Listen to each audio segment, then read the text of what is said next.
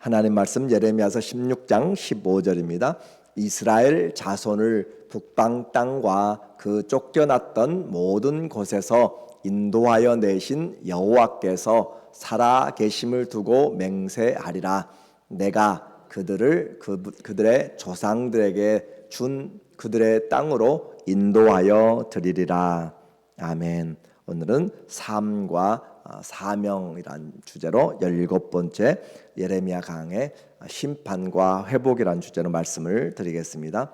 하나님은 그의 종들에게 기도하도록 그렇게 말씀하셨는데, 때로는 그 민족이 너무나 악한 일을 반복적으로 습관적으로 변하지 않게 하기 때문에 하나님이 중보기도를 그만두라라고 할 정도로 할 때가 있습니다. 바로 지금 이 느헤미야가 사는 시대에 하나님께서 그들의 죄를 도무지 감당하지 못하고 하나님이 계속 기도하고 있는 이 예레미야에게 기도하지 말라라고 그렇게 선포하고 있어요.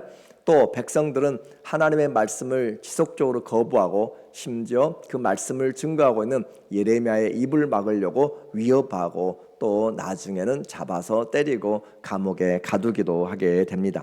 핍박과 저주를 하게 되는 이런 총체적인 난관 속에서 예레미야의 기도에 하나님은 내가 너를 도와주리라, 내가 너와 함께한다 라고 하면서 너는 새 기둥같이 하나님이 너를 놋성벽같이 세워주리라 라고 다시 한번 확인을 해 주셨어요. 그래서 성도는 하나님의 총체적인 난국 속에서도 주의 말씀을 얻어먹고 살았다. 하나님의 말씀을 들음으로 그 약속을 가지고 산 것을 말합니다. 오늘 16장에서는 이스라엘 백성들에게 하나님이 선지자의 행동을 통하여서 말씀하시는 그 삶을 전하는 행위의 계시입니다. 상징적인 계시예요. 그래서 우리는 이와 같은 선지자들의 삶을 하나님이 말씀하심으로써 그들의 삶에서 보여주는 계시를 알게 돼요. 호세아는 음란한 여인 고멜에게 3번이나 그렇게 가서 집 나가버린 그를 그에게 가서 결혼을 하게 하고 또 다시 데려오고 돈을 주고 또 데려오고 하는 그 행동을 통하여서 하나님이 이스라엘을 그와 같이 다시 찾아올 것이다 라고 한 것을 보여줍니다. 이사야는 자기 자녀들의 이름을 통하여서 하나님의 계획들을 말씀하세요. 에스겔은 자기의 아내가 죽는 것을 통하여서 또 그가 이사가는 그런 행장들을 통하여서 여러 가지 이 에스겔은 가장 많은 상징의 언어들을 상징의 비유를 통해서 계시를 하십니다.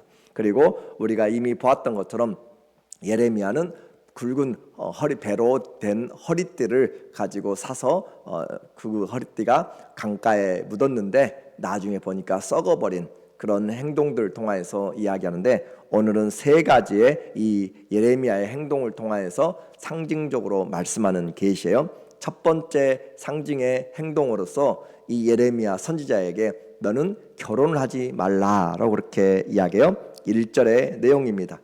여호와의 말씀이 내게 임하여 이르시되 너는 이 땅에서 아내를 맞이하지 말며 자녀를 두지 말지니라. 이스라엘 민족에게 결혼과 또 자녀는 많을수록 축복이다라고 하는 것이 그들에게 통설적으로 되어 있습니다. 또한 결혼은 하나님이 주신 이 땅에서 하나님 나라의 예표이고 사랑이 무엇인지를 우리에게 알게 하며, 아담과 하와의 결혼은 예수 그리스도와 교회의 연합인 것을 우리에게 가르쳐주는 것입니다. 그리고 그 사이에서 태어난 자녀들은 하나님이 주신 선물이라고 함으로써 모두가 다 다복한 가정을 복되다라고 이야기하는데, 예레미야에게는 결혼을 하지 못하게 하는 것이에요.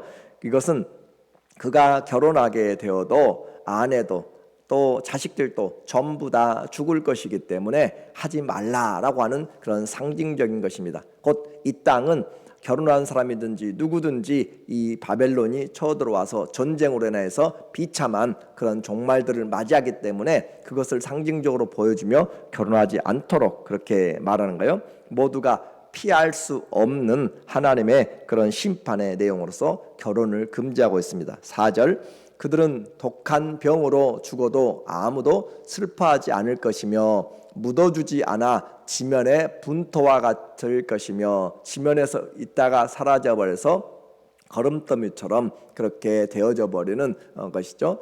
칼과 기근에 망하고 그 시체는 공중의 새와 땅의 짐승의 밥이 되리라 라고 그렇게 이야기해요.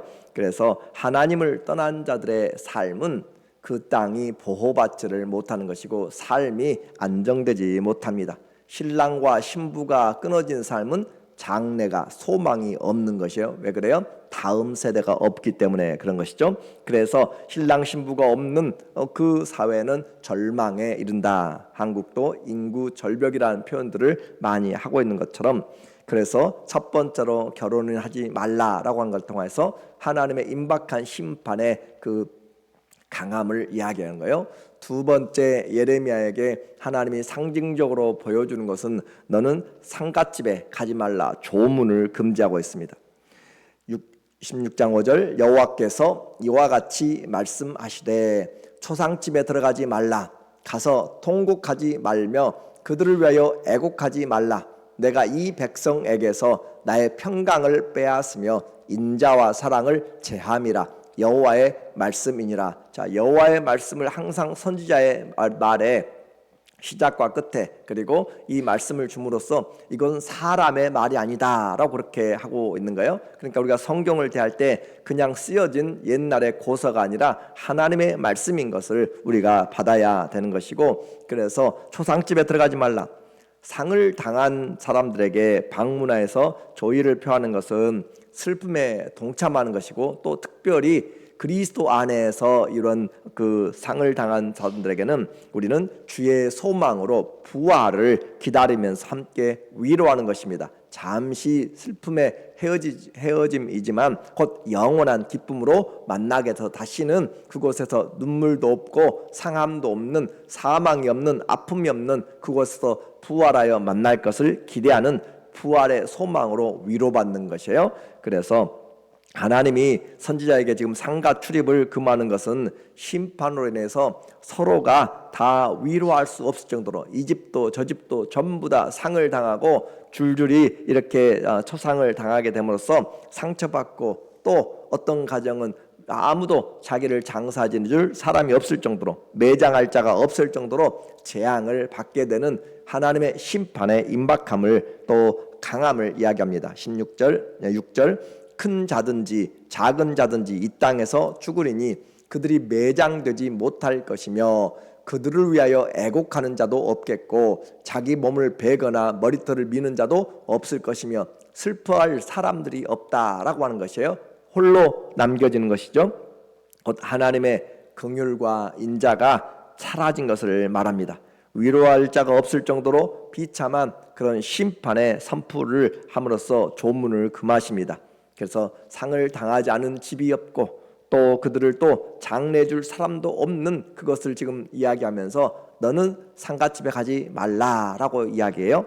세 번째 하나님의 금지입니다. 잔치집에 가지 말라. 8절에 너는 잔치집에 들어가서 그들과 함께 앉아 먹거나 마시지 말라.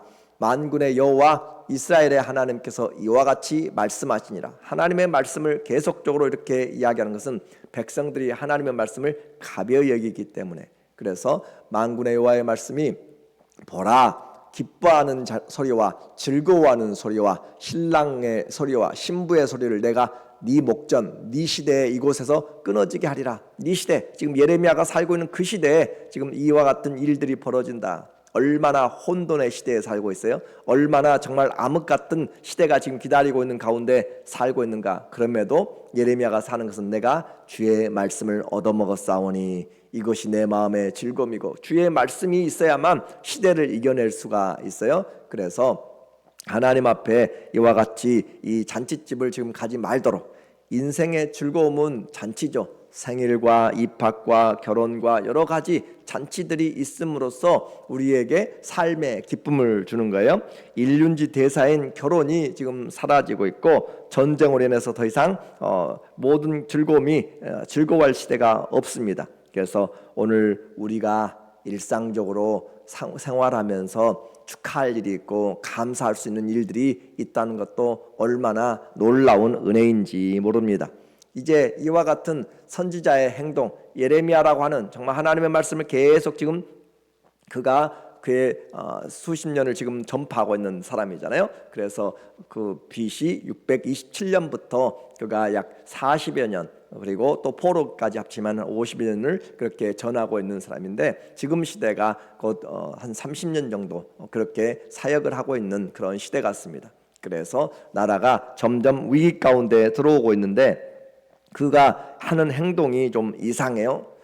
결혼도 하지 않고, 나이는 이미 넘었는데 결혼을 하지 않고, 또 자기의 가족이나 또 가까운 친구들 그 상가집에도 가지 않냐고, 또 잔치집이 있어도 가지도 않고, 그래서 사람들이 기이하게 생각합니다. 이상한 선지자다라고 하는 거예요. 정신은 멀쩡하게 보이고 또 겉도 모습도 멀쩡한데 정상적인 것 같은데, 그가 도대체 왜 이 정상적인 생활을 하지 않는가라고 그렇게 궁금하게 생각할 때, 그래서 그들이 묻습니다. 10절에 네가 이 모든 말로 백성에게 말할 때 그들이 네게 묻기를, 여호와께서 우리에게 이 모든 큰 재앙을 선포하시면 어찌 됨이며 우리의 죄악은 무엇이며 우리가 우리 하나님 여호와께 범한 죄는 무엇이냐 하거든. 그래서 이 이상한 행동들을 하는 자에게 물어보니까 이 예레미야가 대답하는 거예요. 너희의 죄 때문에 이와 같이 하나님이 심판하실 것이다. 결혼도 이제 앞으로 못할 것이고,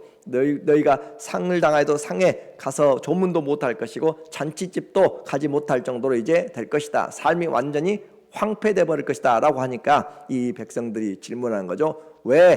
도대체 왜 하나님이 우리의 삶에 이렇게 크게 심판하시느냐라고 그렇게 묻게 되는 거예요. 그래서 그 물든 자들에게 하나님의 메시지를 전하죠. 11절에 하나님의 말씀입니다. 너는 그들에게 대답하기를, 여호와께서 말씀하시되 너희 조상들이 나를 버리고 다른 신들을 따라서 그들을 섬기며 그들에게 절하고 나를 버려 내 율법을 지키지 아니하였음이라. 그래서 그들이 하나님의 말씀, 조상들이 나를 버리고 다른 신을 섬겼다, 우상을 섬겼다. 어제 우상에 대하여서 말씀을 전했어요. 하나님이 계셔야 자리에 하나님보다 자기들이 원하는 신들을 섬기고 피조물도 섬기고 자기의 탐심과 온갖 더러운 것들로 가득 채워졌던 것을 말했습니다. 그래서 그들을 섬기고 그들에게 절하고, 예루살렘 성전에 하나님을 섬기는 그 성전에 하나님이 아니라 동방의 태양을 섬기고 담무스를 섬기고 했던 것들을 그렇게 보여줬죠. 그래서 이처럼 그들을 섬기고 절하고 나를 버려 내 율법을 지키지 아니하였다. 자, 심판은 하나님을 떠난 것입니다. 하나님의 말씀을 지키지 않은 것이 심판이에요. 그러면 우리 조상들 때문에 그렇다면, 그런데 너희는 조상들의 죄도 그렇지만 너희는 이 조상들보다 더했다라고 하는 것이 지금 하나님의 말씀이에요. 그래서 조상들의 죄와 또 자기들도 이 죄가 너무나 커서 이 너희들의 죄로 인하여서 하나님이 지금 이와 같이 결혼도 또 조문할 사람도 아무런 잔치도 없다라고 말씀하는 거예요. 그런데 이와 같은 하나님의 심판의 선포는 그들을 올바로 돌아오게 하기 위한 하나님의 은혜의 손길입니다. 심판하시되 때를 따라서 도우시려는 하나님의 그 긍휼의 심판, 날이 이르면 하나님이 다시 그들을 회복시킬 계획을 가지고 하는 거예요. 오늘 15절 읽었던 것처럼 이스라엘 자손을 북방 땅과 그 쫓겨났던 모든 나라에서 인도하여 내신 여호와께서 살아계심을 두고 맹세하리라. 자, 이제 너희에게 말하는데, 앞으로 너희가 삶에서 이야기하고 간증하는 것은 과거 출애굽에서 하나님이 이집트에서 우리를 건져내신 하나님, 그 하나님으로 이름으로 하고 그렇게 이제까지는 살아왔어요. 과거 우리에게 큰 역사를, 이스라엘의 그 나라를 세워갔던 홍해를 가르신 그 하나님, 이스라엘을 해방시켰던 하나님의 이름으로 가장 존귀함을 받았는데, 이제는 더 이상 그 애굽에서 구원하신 하나님의 이름으로 살지 말고 너희를 북방 땅 바벨론에서부터 이제 다시 회복시킬 것인데, 그 북방 땅에서 데려온 그 하나님, 지금 이 시대에 너희를 향해서 하고 있는 더 큰 일이에요. 그 큰 일을 행하신 하나님을 너희가 간증하리라, 그 말이에요. 그래서 과거에도 큰 경험을 했지만 이제 앞으로 너희가 받게 될 하나님의 은혜는 과거 애굽의 그 해방보다 더 큰 하나님의 은혜로 너희에게 올 것이기 때문에, 그래서 이제는 맹세하되 우리를 그 북방에서 바벨론의 70년의 포로에서 이끌어낸 하나님, 그 하나님을 너희가 가까이하고 섬길 것이고 그 이름을 자랑할 것이다, 그 말입니다. 그래서 이제 내가 그들을 그들의 조상들에게 준 그들의 땅으로 인도하여 드리리라. 실수하지 않는 하나님, 그리고 그들이 돌아와서 고백하게 될 그 하나님은 어떤 하나님인가? 19절에 여호와 나의 힘, 나의 요새, 피난처시여, 환난 날의 피난처시여. 그들이 돌아와서 하나님 앞에 이제 고백하는 것은 우리가 과거에 그 이방신들 섬기고 이제 말씀대로 흩어져서 살아보니까 우리 하나님 외에는 참 신이 없더라 라고 하는 것을 그들이 피부로 깨닫게 되는 거예요. 그래서 여호와 나의 힘, 여호와 나의 요새, 환난 날의 피난처시여, 하나님에 대한 고백이 올바로 살아나는 것이죠. 우리에게도 신앙은 고난을 통해서 연단이 됩니다. 그 연단 가운데서 우리가 받아들인 것이 바로 불같은 시련들을 통해서 정금 같은 믿음으로 나오게 되는 것이에요. 과거에는 하나님이 하나님인 줄을 몰랐습니다. 정말 하나님이 계시지만 나에게 능력을 주시고 내 삶을 정말로 이끌어가는지, 나에게 소망을 주시는 분인지, 내가 붙잡고 힘을 얻을 수 있는 분인지 우리는 확인하지 못했는데, 이제는 그들이 환난 가운데서 아무 능력이 없어 나라로 잃어버렸죠. 가족들도 다 흩어졌죠. 죽임당했죠. 그 땅에서 추방되어서 쫓겨가서 그 천마일이 되는 그곳으로 그들이 떠나가서 누구의 도움으로도 올 수 없는데 하나님이 강권적으로 불러내신 그 하나님, 그래서 자기들이 해방된 것이 아니고 하나님이 해방시켜 주신, 그러므로 여호와 나의 힘, 하나님이 우리의 힘이 되기를 원합니다. 우리의 요새가 되고 환난 없는 사람이 누가 있어요? 가정마다 개인마다 정말 아픔이 있고 많은 고민이 있고 갈등이 있습니다. 육체적으로, 정신적으로, 또 가정적으로, 사업적으로, 인생에서 여러 가지 환난들이 있는데 환난 날에 우리에게 피난처가 되시고 요새가 되시고 힘이 되시는 주님, 그래서 민족들이 땅끝에서 주께 이르러 말하기를 우리 조상들의 계승한 바는 허망하고 거짓되고 무익한 것뿐이라. 자, 이것이 바로 우상의 결과입니다. 어제도 종합적으로 이야기했지만 우상이라고 이야기하는 그 벳셀과 또 엘렐, 그것은 전부 다 헛되다라고 이야기했어요. 아이돌 다 헛되다고 그랬습니다. 그래서 허망하고 거짓되고 무익한 것이, 즉 그 정의가 바로 우상이라는 것이에요. 허망하다. 그리고 민족들이 섬겼던, 조상들이 섬겼던 것들은 다 허망하였다. 하나님만이 참 하나님이다 라고 그렇게 고백하게 돼요. 그래서 하나님이 하나님 되심을 알 때 그들은 이제 굳게 하나님 앞에 돌아와서 하나님을 섬기게 될 것입니다. 이것이 고난이 주는 유익입니다. 고난이 없으면 기도하지 않을 사람 많이 있습니다. 고난이 없으면 다른 길로 갈 사람들 많이 있습니다. 고난이 힘들어요. 그러나 환난은 인내는 연단을 이루는 줄 우리가 알미라 라고 그렇게 이야기했습니다. 그 연단은 소망을 이루어 나갑니다. 하나님은 지혜자이십니다. 하나님은 전능자이십니다. 어떤 고난도 하나님 앞에서 문제가 될 것이 없습니다. 주님과 함께하면 우리에게 사망의 음침한 골짜기에서도 우리는 넉넉히 이겨낼 수가 있습니다. 죄에 대하여서 진노하시지만 회개한 자들 이끌어서 하나님 나라를 이루시고, 그래서 주님은 그 선지자의 삶을 통하여서 결혼하지 말라, 상갓집에 가지 말라, 잔치집에 가지 말라 라고 하는 것들 통하여서 백성들을 깨우기를 원합니다. 오늘도 우리를 불러서 말씀을 전하신 것은 우리의 삶이 길과 행위가 바꿔지지 않으면, 삶의 방식이 바꿔지지 않으면, 하나님께로 올바로 오지 않으면 우리는 허망하고 거짓되고 무익한 것을 줬다가 솔로몬처럼 헛되니 모든 것이 다 헛되고 바람을 잡으려는 것과 같다라고 하는 것을 살다가 후회하게 될지 모릅니다. 그래서 주님 앞에 우리를 긍휼히 여기시는 그 하나님이 우리의 인생의 힘이 되시고 또 요새가 되시고 환난 날에 만날 큰 도움이 되셔서 내 인생에 하나님을 자랑하고 그 주님으로 인하여 삶을 승리하시기를 예수님의 이름으로 간절히 축원합니다. 아멘. 기도합니다. 하나님 아버지, 고난 중에 기도합니다.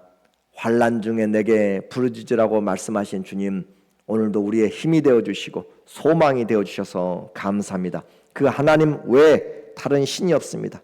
끝까지 믿음으로 승리하게 하여 주시옵소서. 예수님의 이름으로 기도합니다. 아멘.